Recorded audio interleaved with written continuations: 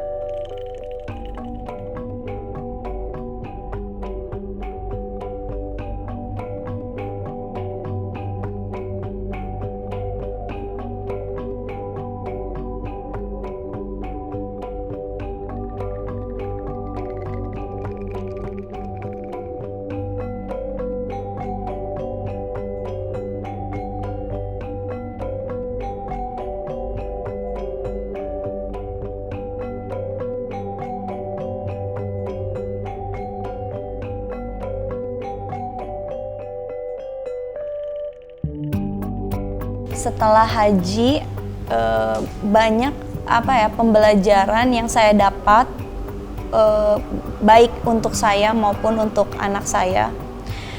Ternyata banyak pembelajaran yang saya pelajari. Contohnya saya jadi berpikir bahwa saya ingin memberi pembelajaran untuk anak saya. Itu pertama ingin bisa ngaji dulu. Saya ingin mengajarkan kepada anak saya bahwa belajar ngaji itu hal yang penting, terutama anak saya bisa membaca Al-Quran. Kemudian yang kedua itu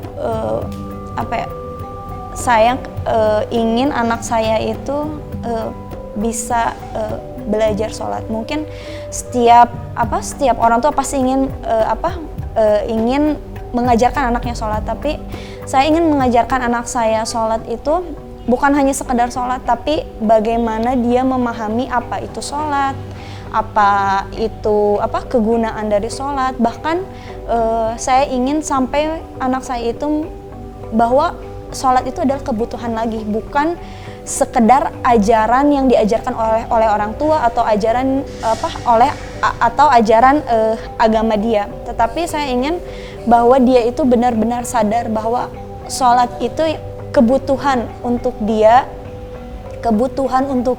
kedekatan dia bersama Allah. Saya ingin menyadari bahwa pembelajaran anak saya itu seperti itu.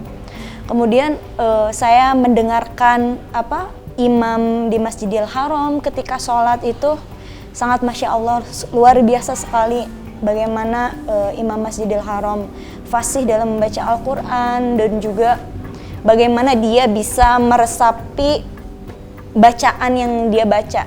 Makanya saya kayak punya visi dan misi untuk anak saya itu agar bisa membaca Al-Quran dengan fasih tentunya.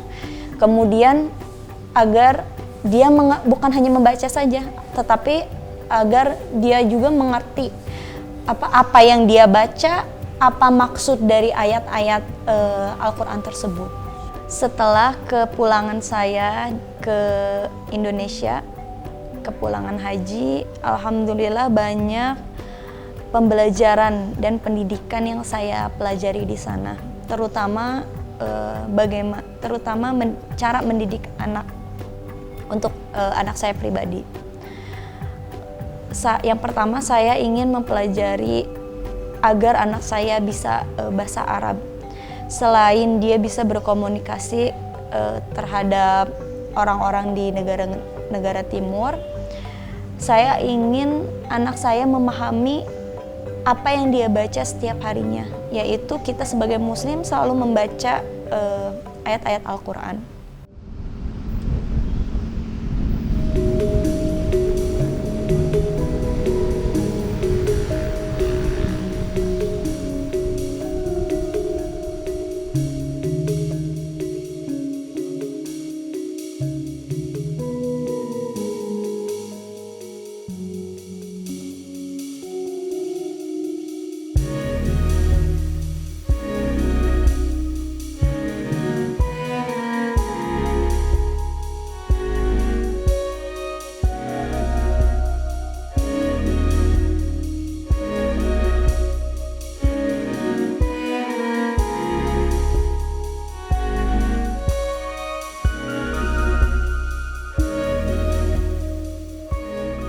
Sebelum berangkat ke Mekah, saya mendapat gambaran bahwa Mekah itu panasnya luar biasa. Mekah itu begini, begitu. Waduh, saya bilang gitu. Dan saya juga tidak punya gambaran saya harus berpakaian apa. Terus terang, yang paling saya takutkan pada saat saya ke Mekah adalah saya berpakaian yang salah. Itu yang saya takutkan. Saya berpakaian yang salah sehingga orang-orang pada akan melihat saya, kok pakaiannya begitu. Itu saja yang saya takutkan. Tetapi ternyata saya tidak mengalami kendala itu. Saya bisa berpakaian dengan baik di Mekah. Panas, iya, memang panas Mekah, tetapi tidak segawat yang saya bayangkan bahwa Mekah akan seperti ini, tidak. Saya menikmati semuanya. Karena saya diberitahu di sana tidak boleh mengeluh, di sana harus selalu bersyukur. Jadi ada yang bilang Bu Nana pulang dari haji badannya gemuk dan mukanya berseri katanya. Itu mungkin karena saya mensyukuri semua yang saya dapatkan. Alhamdulillah saya menjalankan semua ritual haji dengan baik. Terima kasih semua petugas haji yang ada di Mekah, teman-teman saya yang ada di Mekah, yang sudah saling membantu, yang saling menolong satu sama lain, saling mengingatkan pada saat salah satu dari kami ada yang berkata tidak benar, ada yang mengeluh. Semuanya akhirnya berjalan dengan baik. Jadi terima kasih, I love Mekah. I've already missed Mekah.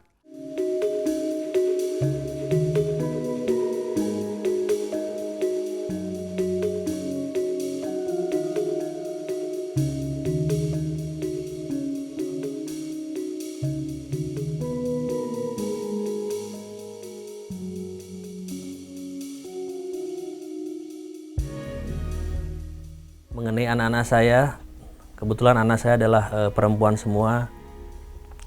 Saya selalu berharap mereka bisa menjadi pribadi-pribadi yang soleha. Dan selama saya melaksanakan ibadah haji, kami terus berkomunikasi dengan anak saya, selalu memberikan informasi mengenai perjalanan-perjalanan haji yang kami lakukan, kemudian memberikan mereka motivasi, semangat, agar nanti mereka juga bisa melaksanakan ibadah haji dan mereka juga bisa mendapatkan informasi langsung dari orang tuanya.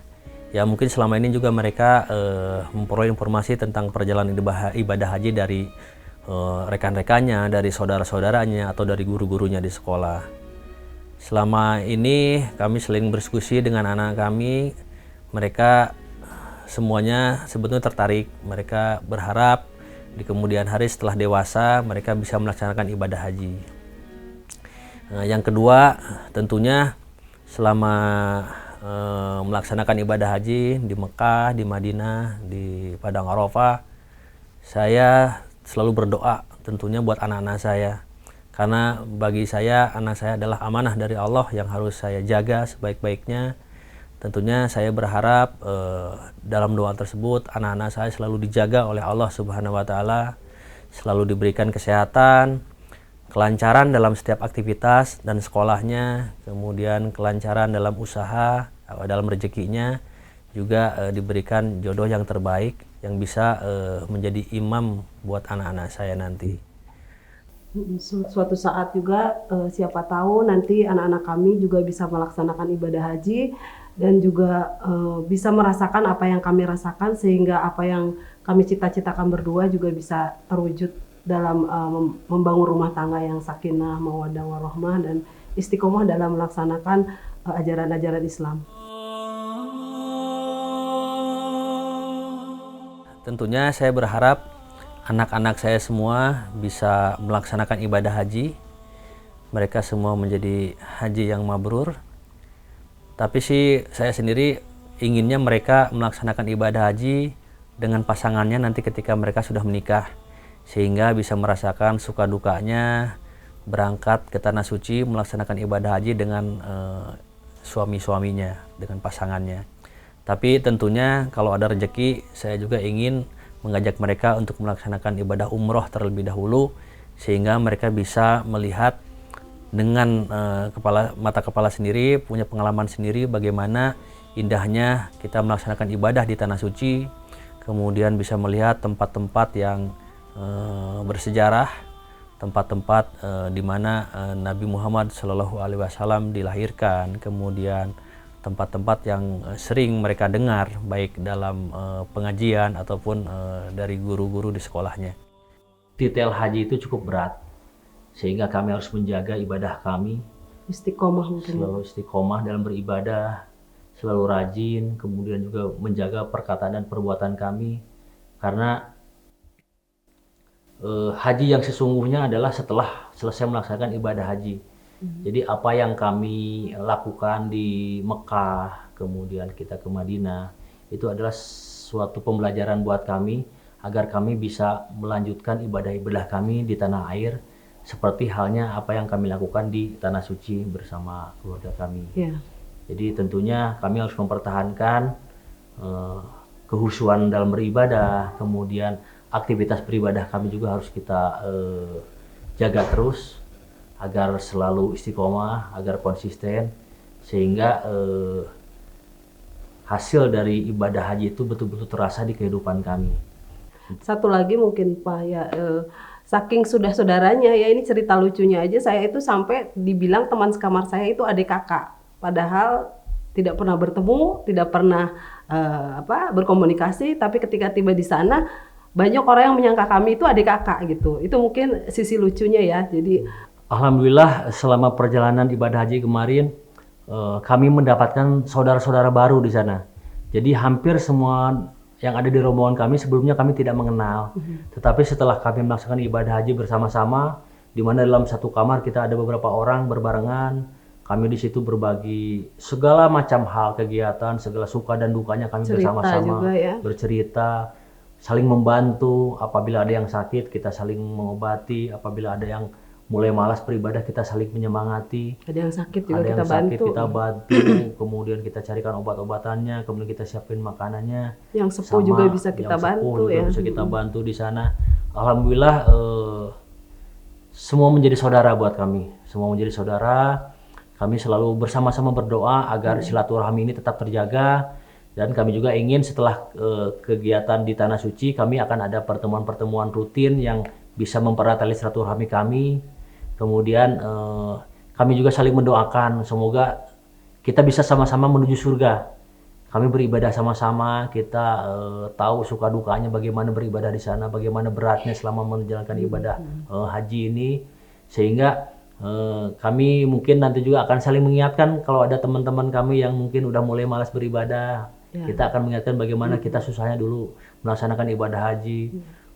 Tidur kita kurang, kemudian kita harus pergi cukup jauh untuk melaksanakan ibadah sholat, kemudian kita harus di Jamarot ya. Kemudian kita harus berdesak-desakan gitu kan. Kadang-kadang kita juga tidak bisa masuk ke Masjidil Haram kalau telat barang sedikit aja gitu kan. Jadi bagaimana susahnya beribadah di sana itu jangan sampai ketika datang ke sini kita menjadi malas atau sia-sia gitu. Jadi kami selalu saling mengingatkan kepada saudara-saudara kami yang berangkat bareng bersama kami.